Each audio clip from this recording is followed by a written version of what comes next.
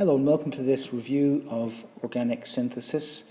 It's mainly based on the first year organic synthesis work from the A-level course, so you'll need your first year notes on that, as well as any flashcards you might have for alkenes, alcohols and haloalkanes. So here's some common A-level organic reactions with their reagents and conditions. Some of them are from the first year, some of them are from the second year. But the important idea is that you can start to see how they all interlink with each other. And within all of these reactions, you'll have some addition reactions, you'll have some eliminations, you'll have some substitutions. So you've probably come across quite a fair few of these individual reactions. Certainly if you're in your second year, you'll have come across most, if not all of them. But if you're in your first year, I would expect that the ones I'm about to highlight are ones that you're familiar with. And there's also a new one on the specification, taking you from an alcohol to a halogenoalkane, which is sodium halide salt plus concentrated H2SO4. So it's important to remember your addition reactions, your elimination reactions, and your substitution reactions, and start to think about how they all fit in to that reaction scheme that we saw a couple of minutes ago. So it's well worth thinking about making a reaction map a bit like this, but using your independent study notes for the alkenes, alcohols and haloalkanes to see how they all fit together. Not just copying this reaction map, because this one happens to have some second year work in it. So if you're in your first year and you're looking at organic synthesis for the first time, stick to alkenes, alcohols and haloalkanes. If you're in your second year, you'll need all the aromatic reactions on a separate map because these are aliphatic ones. So, looking at how we actually make an organic liquid, we start by thinking about the synthesis. That's the chemical manufacture of the compound. So what we do is we take a starting molecule and we make what's called a target molecule. So what professional chemists do is they look very carefully at what functional groups change from one to the other and how they might get away with achieving this in the laboratory as efficiently as possible. So once the reaction has actually happened, you need to purify your compound by getting rid of any unreacted reactants or maybe side products once your compound is made. So for example, looking at our dehydration or substitution reactions, if you want ethene or ethanol perhaps as your products, you want to get rid of any side products. So this is where the purification idea will come in. They have to be got rid of somehow. So in the synthesis stage, you need to decide whether you get the product by distillation or by reflux, for example. You need to think about that before you even get into the purification. So when you're thinking about purification, there's several options that are open, one of which is to distill again to remove any liquid impurities. You could use a separating funnel to get rid of large amounts of liquid impurities, so we usually get rid of these prior to redistillation. So anhydrous salts generally make good drying agents because they absorb water to add water crystallization molecules to their solid lattices. And there's a range of them you can choose from, but they tend to be group 1 or group 2. So these are used to get rid of small amounts of water that the separating funnel can't really get rid of for you. So initially what will happen is the drying agent will clump into one lump, as you can see in the left-hand picture. But as you add more and more, the crystals will start to separate out, and what this will tell you is that the water has been removed. So the order in which things are done, once you've synthesized your liquid, is you take a separating funnel to remove large amounts of water. If you actually think you might have some acid in there, either you added it as a reagent or as one of the starting reactants, Some carbonate, like sodium carbonate, as a solid, will remove any excess acid. Then using a drying agent will remove small traces of any water left before redistillation isolates your pure organic liquid based on the difference between its boiling point and that of other liquid impurities. Okay, so now it's time for an exam question that pulls some of this into focus. So we're going to look at a couple of exam questions because there's different ways in which they could ask you about this. So clearly, organic synthesis covers quite a lot of areas from organic chemistry, but it could also bring in some spectroscopy or some calculations if they wanted to. So first of all, they describe how cyclohexene can be prepared from cyclohexanol by dehydration. And they're choosing that particular reaction because it's one that you're likely to have done in class, for example, if you did a core practical. So the question says that there's a reaction mixture of 5 grams of cyclohexanol. Now we know that the sulfuric acid is a dehydrating agent in this. And the reason we know this is because if you look at the equation, you can see quite clearly that water is being removed. So it's quite interesting what they're talking about here. It says the upper organic layer was separated, that would have been a separating funnel, and dried using a drying agent, and then it was redistilled, so it explains or mentions some of the techniques that we've just been talking about. So it yields 1.8 grams of cyclohexene. So it's worth bearing that in mind as well. So it asks you, what's the relative molecular mass of cyclohexanol? So one way to think this through would be to write out the formula for cyclohexanol. You can do it as C6H11OH or C6H12O, for example. But whichever way you choose to do it, this now allows you to work out the relative molecular mass. So if you take the carbons, the hydrogens and the oxygen, that should add up to 100. Now, I always like to write my molecular masses as grams per mole to the -1. So then it asks you how many moles of cyclohexanol were used in the experiment. So it's obviously moles equals mass over mR, which clearly gives you 0.05. So coming up to the next part of the question, it asks you to calculate the percentage yield of cyclohexene. Now it's really important here to remember to convert masses to moles. So the first thing to do is to work out the number of moles of cyclohexene. We know that we have 1.8 grams of it, so you just divide mass by mR. So that gives me that number. Now that's obviously my calculator value, so I'm holding on to that for now. So we know that the percentage yield is actual moles over theoretical moles times 100. And we also know that the mole ratio is 1:1, because we can see that clearly from the equation. So that allows us to take our calculator value and divide it by 0.05. Now it works out at being 43.9, but the question asks for the answer to be given to two significant figures, so it's 44%.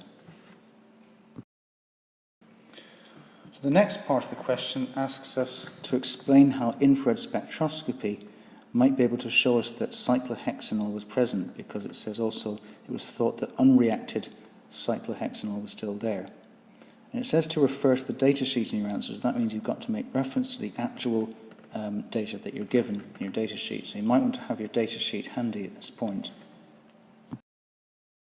So what you need to do is to state that the presence of an OH bond, an alcohol bond, or an OH alcohol stretch, as they call it, on the infrared spectrum, could be confirmed by the presence of a peak at 3,200 to 3,600 centimetres to the -2. And the next one says a chemical test could have been used to show that alcohol is present. There's several different options here, but I think probably the safest one is to go for the presence of acidified potassium dichromate. So we usually use sulfuric acid as our acid. So it's K2Cr2O7/H2SO4. And the observation with the orange colour turn to green. So the next thing is that they want you to draw the structure of the organic product that would have been formed in part 2 if cyclohexanol was the alcohol. So the alcohol would be turned into cyclohexanone because cyclohexanol is a secondary alcohol. All cyclic alcohols where the OH group comes off a ring directly are secondary alcohols. So I've just popped a little bit of information down there to confirm why I came to that conclusion. So let's now go back over the question and tick off where we've got a mark. So, correct MR, correct number of moles of C6H10, correct calculation to give you correct value to the correct number of significant figures. Presence of OH alcohol group confirmed by the location of the peak. Reagent, you have to have dichromate and acid. Full colour change and structure. I think that gives us 10, does it? 1, 2, 3, 4, 5, 6, 7, 8, 9, 10. Fantastic. Okay, so let's now go to the second type of question that you might get asked.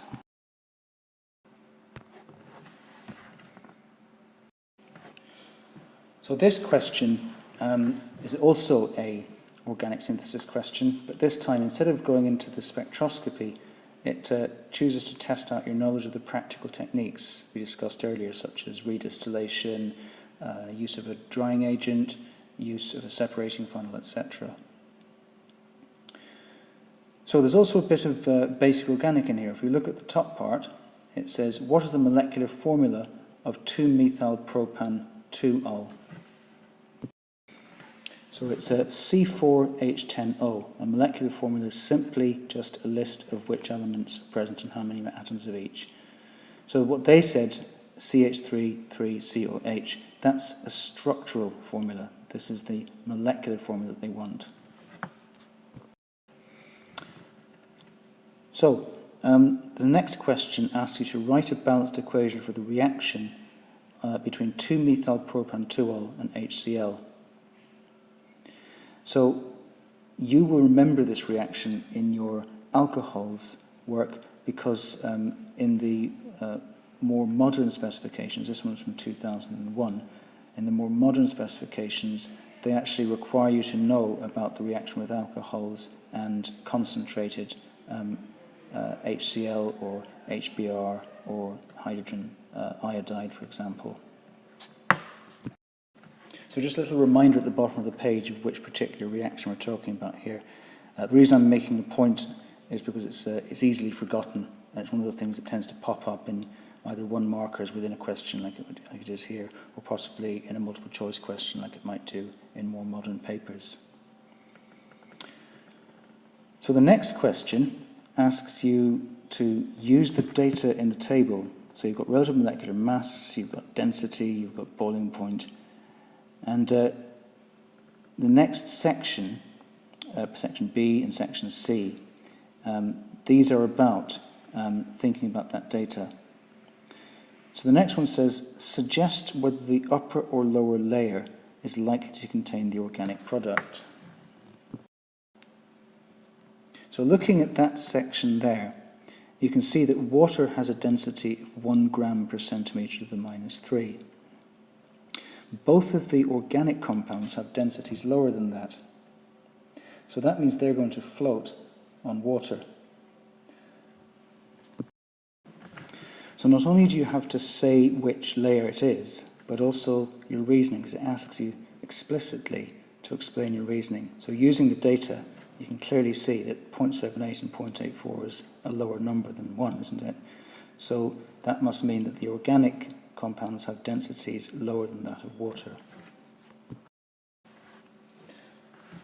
So the next part says the organic layer was shaken with a dilute solution of sodium hydrogen carbonate. Now, hydrogen carbonates behave in exactly the same way as carbonates. They act as weak bases, so they'll react with an acid, if there's any left, to produce carbon dioxide. Now, seeing as we added HCl to the mixture, by looking up at the top of the question, you can see that it mentions concentrated HCl. That means that there's a high likelihood to have some HCl left over after the reaction. If it's concentrated, there'll be lots of moles of it present. So it must be the HCl that's reacting with the sodium hydrogen carbonate.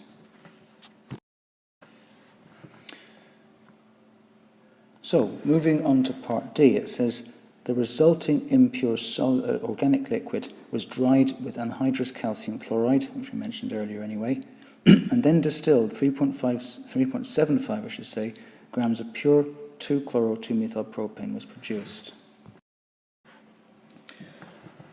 And it says, at what temperature would you expect the pure organic product to distill?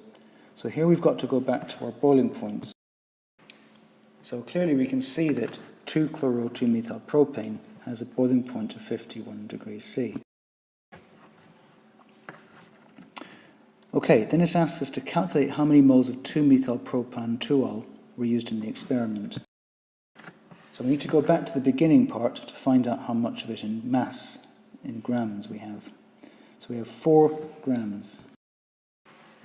So we take the mass of our 2-methyl-propan-2-ol and divide it by the MR of 2-methyl-propan-2-ol, which gives us 0.05 moles.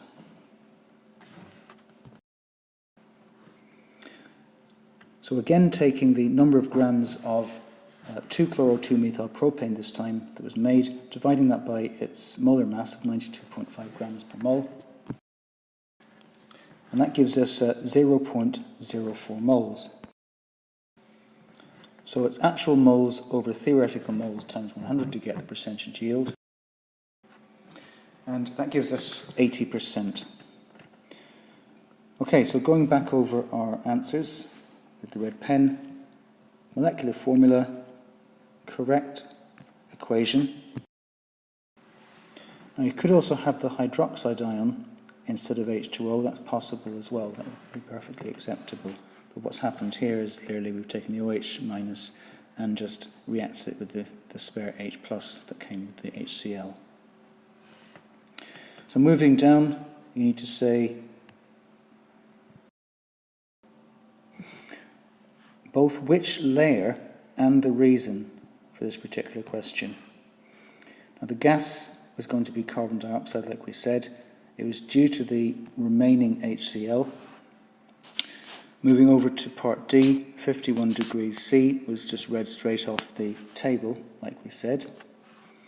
And we just used moles equals mass over MR to get 0.05. We did the same for the product and divided one by the other. We knew that the reactant and product were equimolar, so therefore we knew that the theoretical mole was also going to be 0.05. Okay, so that takes us to the end of this review of organic synthesis and how it can be applied to exam questions. Hopefully it's been a reasonably useful introduction, but in the meantime, thanks for listening and see you next time.